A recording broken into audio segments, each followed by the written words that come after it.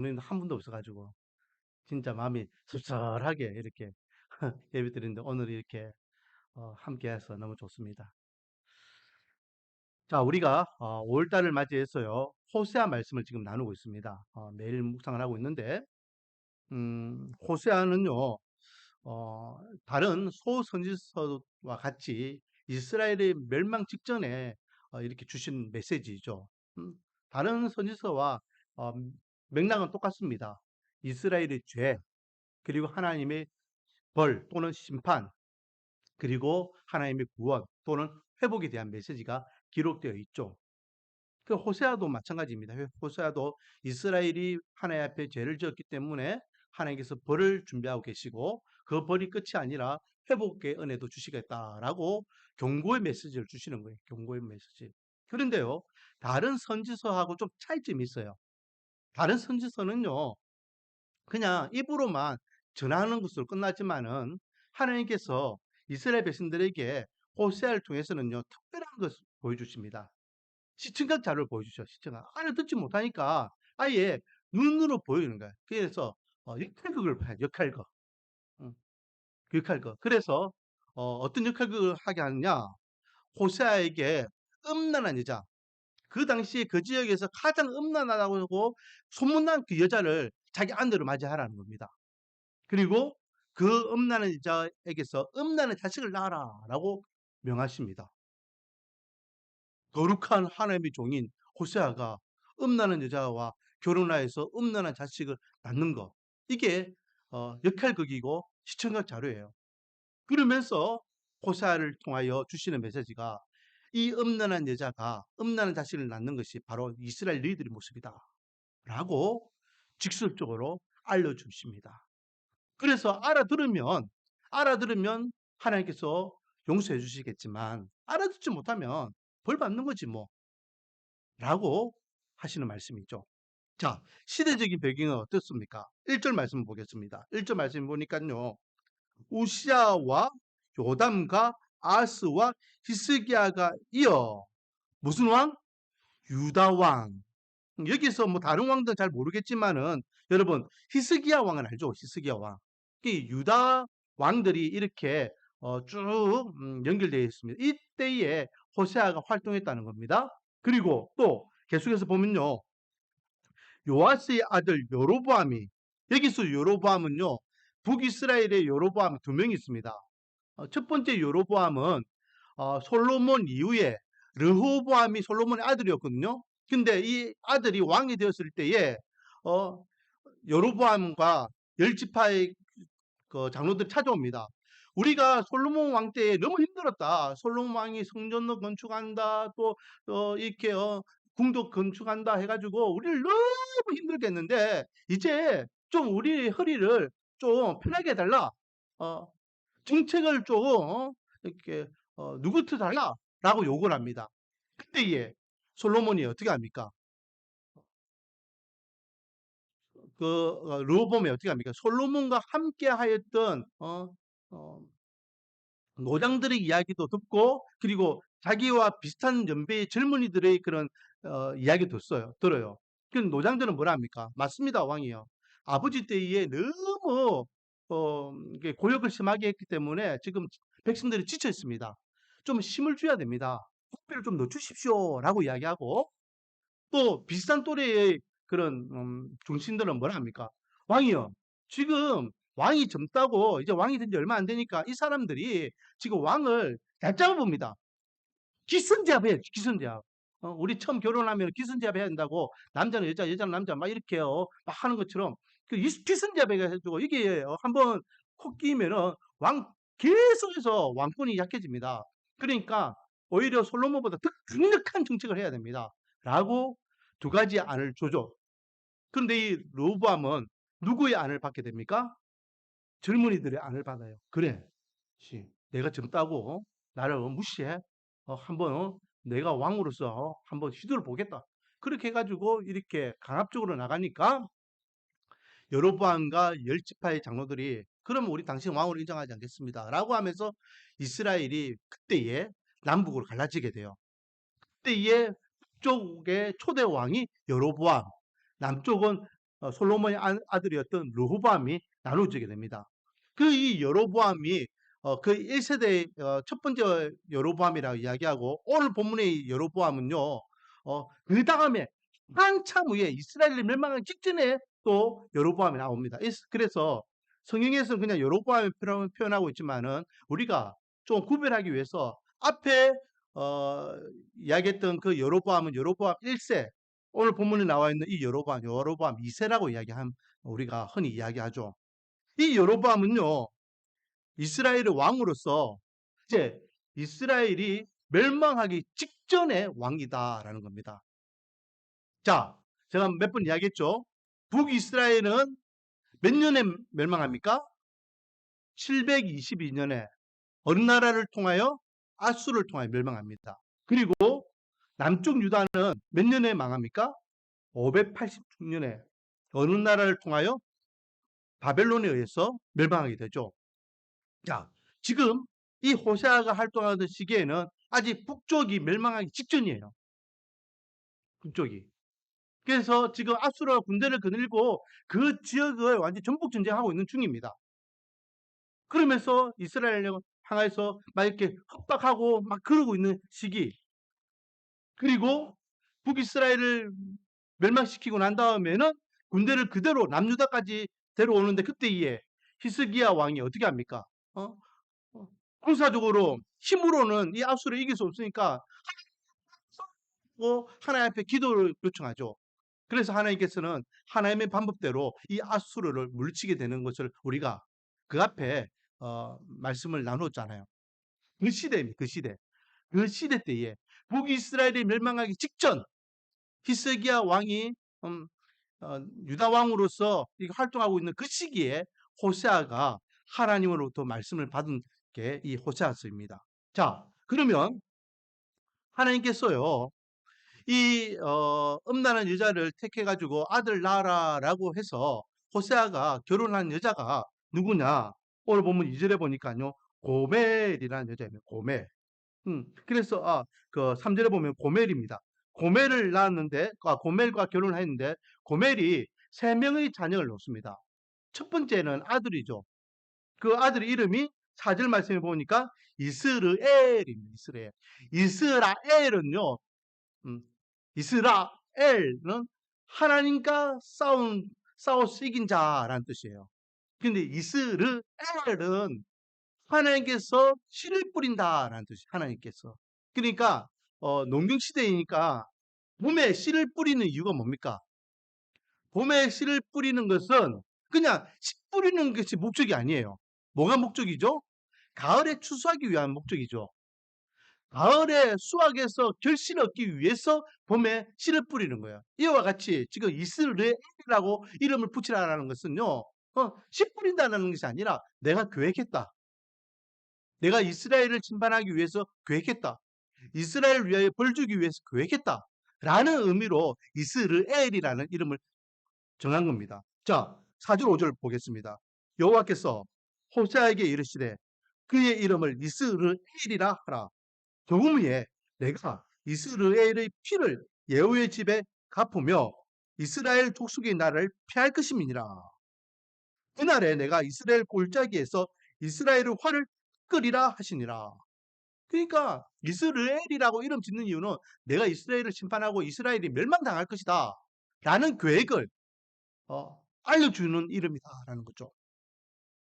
그리고 두 번째는요, 두 번째 자식은 딸이에요, 딸. 우리 하경이 같이 이쁜 딸입니다. 이름을 뭐라 했습니까?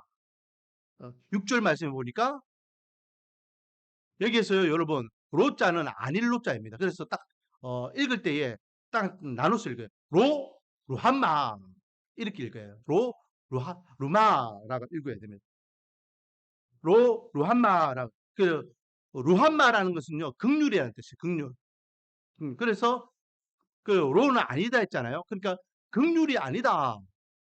이것을 이제 직역하면은 긍휼이 아니다라는 거 이야기할 수 있는데, 좀 풀어서 이야기하면 내가 이제는 너희들 긍휼히 여기지 않겠다 이 말이에요. 다른 말로 하면 봐주지 않겠다 말 되겠죠. 자, 6절. 고멜이 또 임신하여 딸을 낳음에 여호와께서 호세아에게 이르시되 그의 이름을 루함마라 하라. 내가 다시는 이스라엘 족속을 긍휼히 여겨서 용서하지 않을 것입니다. 이제는 용서하지 않겠다. 이때까지는 너희 잘못하면 용서해주고 또 용서해주고 또 용서해주는데 이제는 내가 머리 끝까지 찼기 때문에 내 진노가 찼기 때문에 용서하지 않겠다. 긍휼히 여기지 않겠다. 그리고 세 번째 자식은요, 아들입니다. 자, 9절. 여호와께서 이르시되 그의 이름을 무엇이라 하라? 그쵸? 로를 뜻을 읽어야 됩니다. 로암미라. 암미라는 뜻은요, 백성이라는 뜻이에요. 백성. 그럼 뭡니까? 백성이 아니다는 뜻이죠. 그래서 이걸 풀면은 더 이상 너희들은 이스라엘은 내 백성이 아니다! 라는 말씀이에요. 엄청난 말씀을 하고 계시죠. 하나님께서 모세를 통하여 이스라엘을 출애굽할 때에 처음 이스라엘 백성들을 만나 주실 때 뭐라 하셨습니까? 제가 아주 중요한 구수삭적으로 아주 중요한 구절을 몇 가지를 언급하죠. 그 중에 한 가지가 출애굽기 6장 7절 말씀이에요. 모세를 통하여 하나님께서 이스라엘 백성들에게 뭐라 말씀하시죠? 나는 너희 하나님이 되고 너희는 내 백성이 되리라 말씀하셨습니다. 그리고 출애굽 이후에 가나안 땅에서 이스라엘 백성들은 그렇게 하나님의 백성으로서의 삶을 살았습니다. 그런데 오늘 본문에서는 뭐라 합니까? 더 이상 너희들은 내 백성 아니다. 이제 우리는 관계없다. 라고 선언하시는 거죠. 자, 9절 여호와께서 이르시되 그의 이름을 로암미라 하라. 너희는 내 백성이 아니요 난 너희 하나님이 되지 아니할 것임이니라. 더 이상 너희들은 내 백성 아니다. 그래서 엄중하게 너희들의 행위대로 내가 벌 주고 심판하겠다. 그게 나라가 망하여서 이 땅에 이스라엘 나라가 사라지게 되는 거예요. 이스라엘 나라가요 사라집니다. 언제까지? 1948년까지. 우리는 이스라엘이 그 중간에 뭐 회복한 것 같이 생각하지만은 바벨론에 의해서 586년에 나라가 망하고 난 다음 이스라엘은요 역사적으로 없습니다. 바벨론을 끌려가고 난 다음에 돌아왔잖아요. 아니 돌아와서 성전 건축하지만은 여전히 어디의 속국입니까? 바벨론의 속국이었고 알렉산더 대왕 시대에는 헬라의 속국이었고 또 예수님 때는 로마의 속국이었습니다. 그들은요 나라 없는 민족으로서 그렇게 살았습니다. 식민지로서 수천 년을 살았고 디아스포라는 흩어져 있는 유대인들 나라 없이 전 세계를 뿔뿔이 흩어져 가지고 얼마나 순환을 당했는지 모릅니다. 그러다가 1948년에 지금의 팔레스타인의 나라를 재건하게 되는 것을 보게 되죠. 그 시발점이 오늘 이 호세아에 너희들 더 이상 내 백성이 아니다 하면서 하나님께서 심판하시는 것부터 시작되더라라는 겁니다. 자, 그러면 이렇게 하나님이 심판을 이 호세아가 아내를 맞이하고 자식을 놓는 것을 통해서 경고하고 계시는데요. 참 오늘 본문을 통해서 주님께 주시는 놀라운 메시지는 뭐냐? 오늘 그 제목이 뭡니까? 제목 한번 같이 읽어볼까요? 시작. 그러나 하나님. 그러나 하나님. 여러분 설교 한 번씩 보면은요. 제 설교 제목이 좀 독특한 설교들이 좀 있습니다. 자, 그러나 하나님. 뭐야? 그러나 하나님 뭐지? 그러나 하나님이에요. 그러나 하나님. 하나님께서 지금 머리끝까지 열받아가지고 심판하시면서 난 이제 너희들을 긍휼히 여기지 않겠다. 내가 완벽히 계획 세웠으니 이 계획을 내가 이행하겠다. 너희들은 더 이상 내 백성이 아니야. 하면서 심판을 선언하고 있지만 그러나 그 심판과 멸망과 진노와 하나님의 그 벌주심으로 끝나는 것이 아니라 여전히 하나님은 이스라엘 하나님이 되심을 우리는 기억해야 됩니다. 자, 보겠습니다. 오늘 본문에서요. 제가 생각할 때 제일 중요한 단어는 그러나라는 단어예요. 그러나. 자, 6절에서 루함마라고 했잖아요. 내가 너희들을 더 이상 긍휼히 베풀지 않겠다라고 엄포를 놓았습니다. 그런데 7절에 보니까 첫 단어가 뭡니까? 그러나 또 9절도 마찬가지입니다. 9절도 셋째 아들을 이야기하면서 루암미 너희들 더 이상 내 백성이 아니야 라고 이야기했는데 10절에 첫 단어가 뭡니까? 그러나. 자, 그러면 7절과 10절에 그러나가 어떤 내용이냐? 제가 한번 읽어보겠습니다. 7절 그러나 내가 유다 족속을 긍휼히 여겨 그들의 하나님 여호와로 구원하게 하겠고 활과 칼이나 전쟁이나 말과 마병으로 구원하지 아니하리라 하시니라. 내가 너희들을 긍휼히 여기지 않아서 너희들이 심판하고 벌 주겠지만 이라고 했지만 그러나 내가 너희들을 또 긍휼히 여기겠다. 그래서 구원의 은혜를 주겠다라고 말씀하시죠. 10절. 그러나 이스라엘 자손의 수가 바다의 모래같이 되어서 헤아릴 수도 없고 셀 수도 없을 것이며 전에 그들에게 이르렀다는 것은 뭡니까? 아까 전에 이야기했던 출애굽기 6장 7절 말씀이에요. 너희 백성이 아니라 한 그곳에서 그들에게 이르기를 너희는 살아계신 하나님의 아들들이라 할 것이라 라고 하면서 내 백성이 아니야! 아니야! 라고 엄풀 놨지만은 너희들은 내 백성이야. 내 자식들이야. 그 내가 너희들을 어떻게 그냥 그걸 방치하겠어? 다시 모으겠어? 흩어져 있는 너희들 다시 한 곳으로 모으겠어? 라고 이야기하시는 거예요. 자, 여러분 오늘 새벽에도 제가 언급했지만은 좋은 부모와 좋지 않은 부모의 차이점이 뭔지 아십니까? 좋지 않은 부모는요, 무조건 오냐 오냐 하는 거예요. 무조건. 아이가 뭘 하든 다 오냐 오냐 받아주는 거예요. 그런 부모는요, 좋은 부모가 아닙니다. 좋은 부모는 어떤 부모입니까? 잘못할 때는 혼내고 야단치고 그런 부모가 좋은 부모죠. 왜? 자식을 사랑하기 때문에. 바르게, 온전히 성장하기를 원하기 때문에. 착하고 바른직한 사람이 되기를 원하기 때문에. 자식 입장에서는 그게 아파요. 힘들어요. 그러나 그것을 이겨낼 때에, 그것을 극복할 때에 내 사랑하는 자녀는 정말로 좋은 사람으로 성장할 수 있기 때문에 매질을 하는 것이고 훈계를 하는 것이고 야단을 치는 것이고 하는 겁니다. 오냐오냐 한다고 해서 다 좋은 부모 아니에요. 하나님도 마찬가지예요.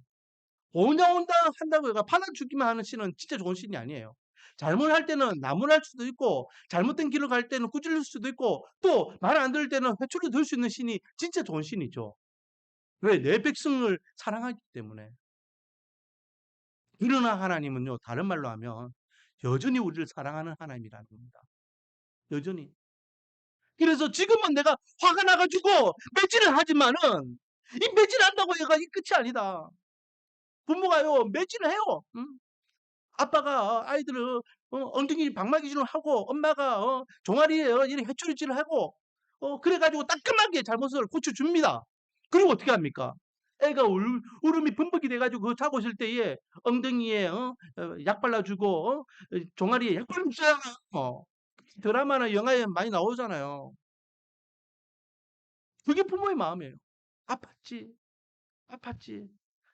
니는 다리가 아프고 엉덩이 아프지만 나는 마음이 찢어질 것 같이 아팠다. 그게 부모의 마음이잖아요. 우리 하나님도 마찬가지예요. 우리 하나님은 이스라엘이 그렇게 고통을 당할 때에 얼마나 아프겠습니까? 여러분, 요즘 저 우크라이나나 저기 팔레스틴 저기 전쟁 난 거 한번 보세요. 전쟁은요, 이 말처럼 그게 쉬운 게 아니에요. 우리나라도 이제는 전쟁 세대가 이제 점점 많은 분들이 돌아가시기 때문에 전쟁에 대한 무서움을 모르는 시대가 되었어요. 우리 부모님 시대까지만 해도 전쟁을 경험했기 때문에 전쟁이 얼마큼 무서운지 알아요. 그래서 될 수 있으면 전쟁이 안 나기를 원하고 또 전쟁에 일으킨 북한이 얼마나 나쁜 그 무리들인지 알고 있습니다. 하지만 지금은 전쟁을 경험해 보지 않았기 때문에 어? 뭐 전쟁이 마치 없는 같이 그렇게 착각하고 삽니다. 그런데 전쟁을 경험하는 그들의 뉴스를 한번 보세요. 그 아이들 한번 보세요. 폭탄에 맞아 가지고 팔다리가 잘려가는 아이들을 보세요. 전쟁은요 비극입니다. 치욕입니다. 안 일어나야 되는 게 최고의 어 최선의 방법이에요. 근데 이스라엘 백성들은요. 그 전쟁을 지금 당하고 있는 거예요. 이 모습을 아버지 하나님께서는요. 그래 꼴 좋다. 너희들은 내 말 안 들었으니까 내가 너희들을 치니까 이게 무섭지? 아이고야 하면서 하나님께서 좋아하실 것 같습니까? 이스라엘 백성들이 그렇게 이방인들에 의해서 짓밟힐 때에 나라가 망할 때 포로로 끌려갈 때에 주님 살려달라고 아우스칠 때에 아버지 하나님은 뚝 떼어지게 힘들고 가슴 아프고 괴로웠을 것이에요.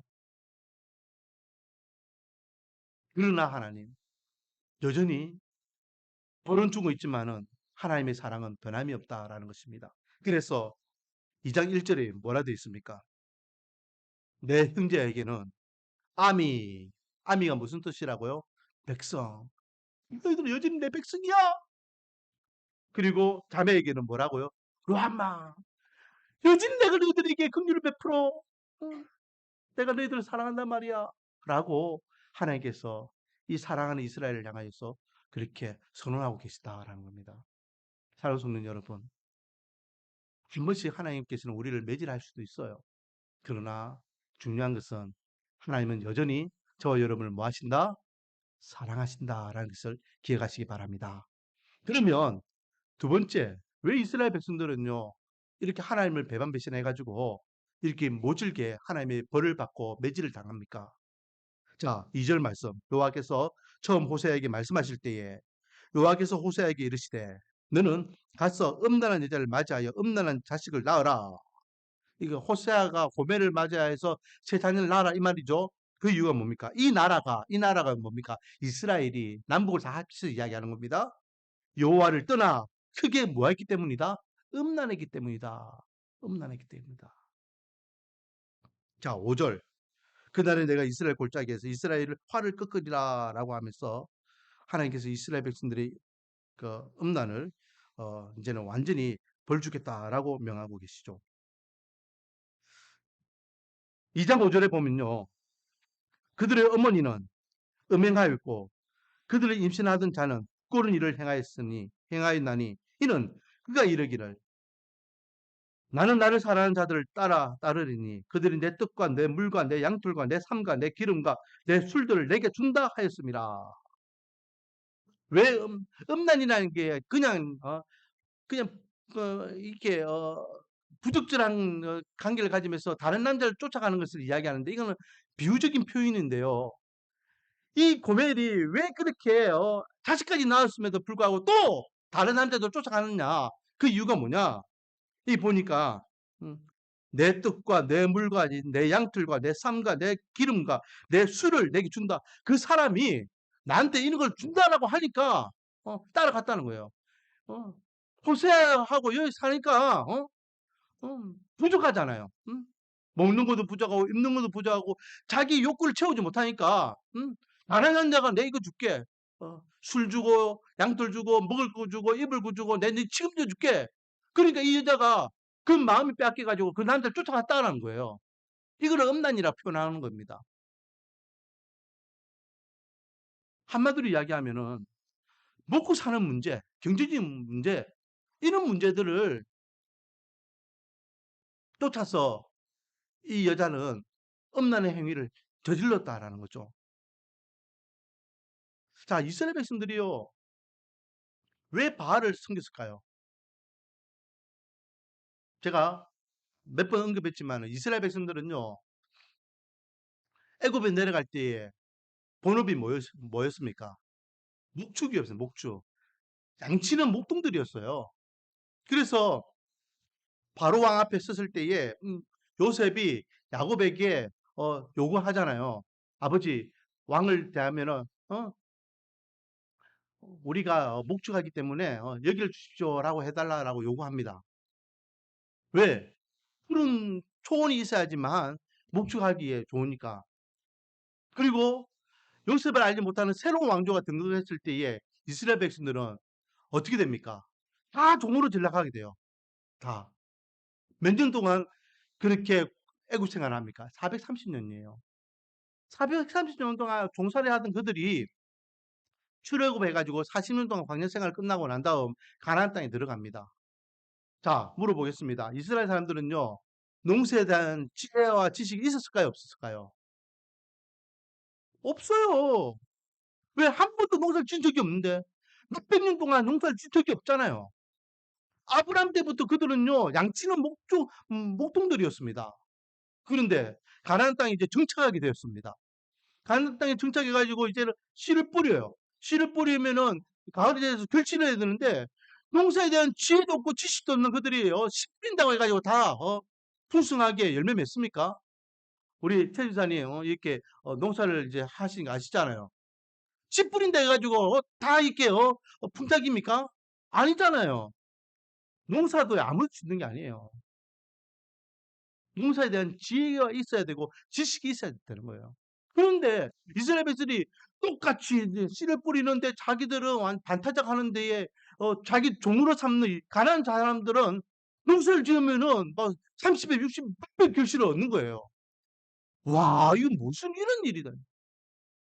그리고 가만히 보니까 자기들하고 이 가난한 사람들이 똑같이 농사를 짓는데 똑같은 장소에서 똑같은 씨를 뿌리는 데에 방법도 똑같고 하는 것도 똑같은 데에 자기들은 반타작인 데에 가난한 사람들은 풍작이니까 왜 그랬냐?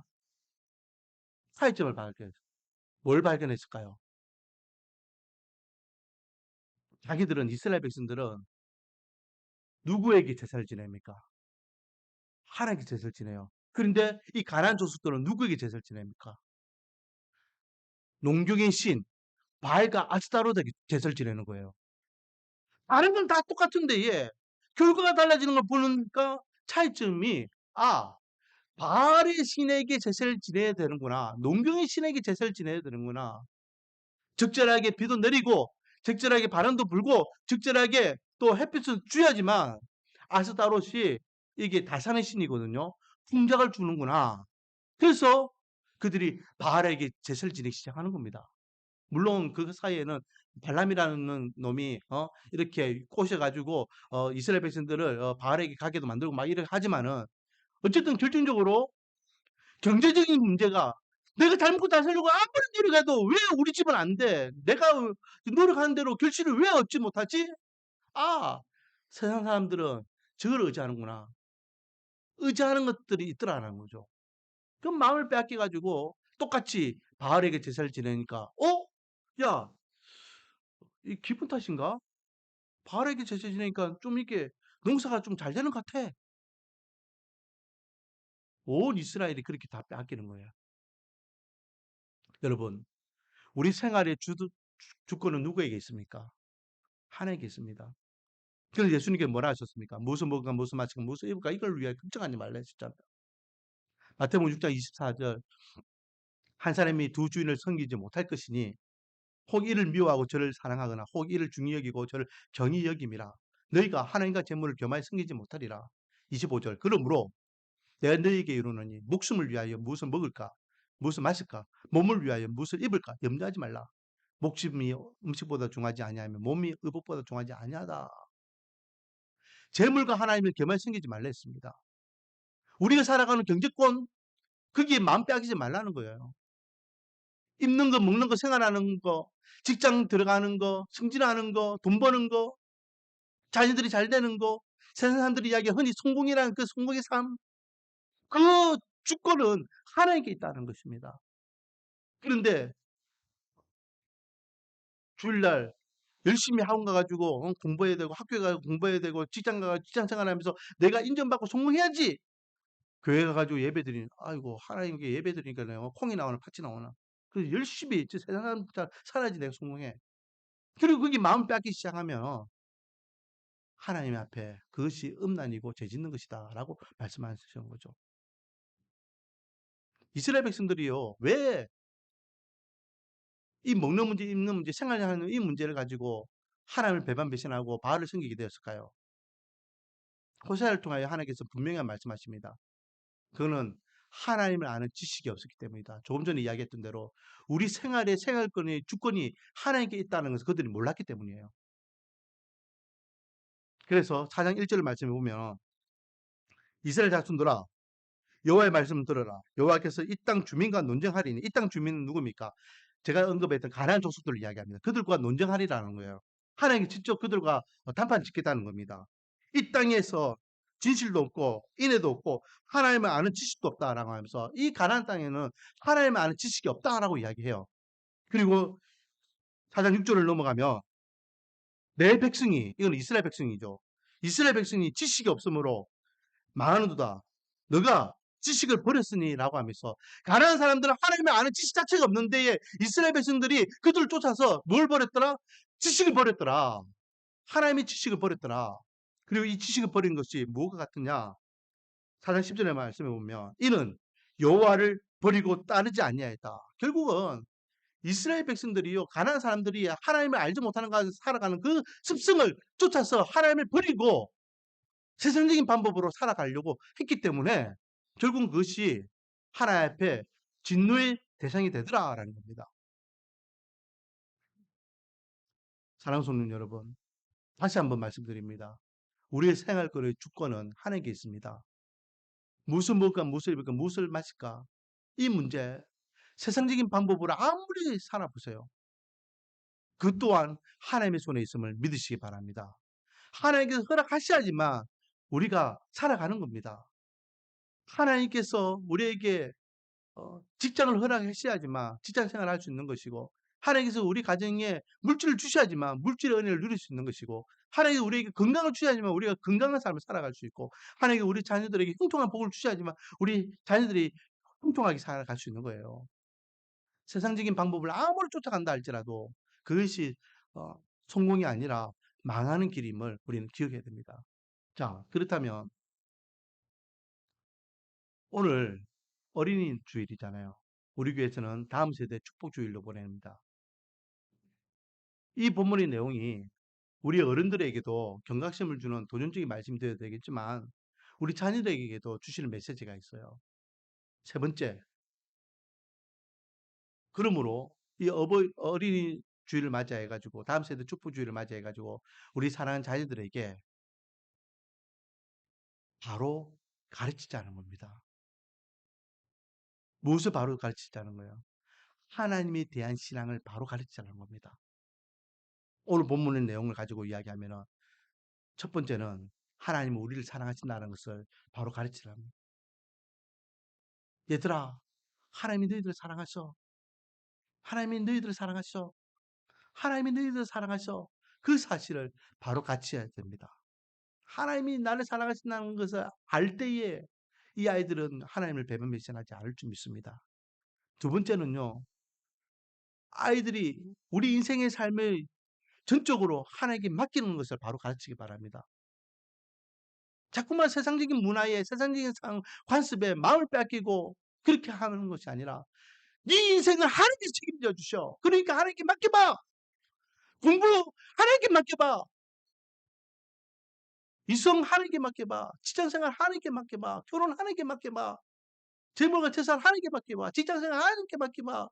네 인생의 모든 것을 하나님께 맡겨봐. 하나님께서 책임져 주실 거야. 라는 것을 바로 가르칠 때에 하나님께서는 이스라엘 백성들에게 벌이 아니라 상을, 진노가 아니라 평화를 허락해 줄 줄 믿습니다. 그래서 우리 사랑하는 자녀들 정말로 믿음의 대물림을 통하여서 적어도 우리 말씀 어린이 교회의 다음 세대에는 하나님의 은혜의 복을 누리는 그런 축복의 세대가 되기를 원합니다. 그래서 하나님 앞에 사랑받고 인정받는 존귀한 자들이 세상에서도 성공하는 인생이 되기를 주님의 이름으로 축원드립니다. 기도하겠습니다. 아버지 하나님, 이스라엘 백성들이 하나님 앞에 죄를 범하여서 하나님의 심판을 당하지만 그러나 여전히 하나님은 이스라엘을 사랑하셨고 사랑하는 하나님께서 이스라엘을 회복 또한 약속하셨습니다. 우리가 하나님 앞에 혹 죄를 지을 수도 있고 또 실수할 수도 있습니다. 그러나 하나님께서는 여전히 우리를 사랑하고 계심을 우리가 다시 한번 깨닫게 하시니 감사드립니다. 하나님 앞에 우리의 삶을 전적으로 맡기며 하나님이 원하시고 기뻐하시고 만족하시는 삶을 통하여 벌이 아니라 칭찬을 또 화가 아니라 또 하나님 앞에 상을 받는 우리 말씀과 우리 교회 모든 세대들이 되고 다음 세대가 되게 은혜와 복을 다하여 주셔서 예수님 이름으로 기도드립니다.